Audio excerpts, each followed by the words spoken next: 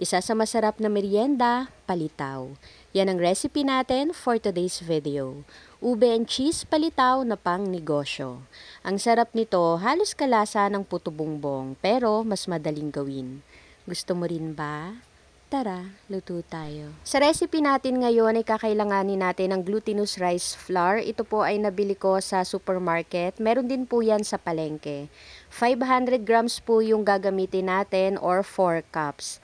After nyan, maglalagay tayo ng 2 cups ng water pero pakonti-konti lang po yung paglalagay natin para hindi tayo mahirapang maghalo. After natin itong haluin, maglagay tayo ng ube food flavor. Para naman sa cheese, gumamit ako ng Magnolia at hiniwa ko yan ng pahaba, parang sa cheese stick.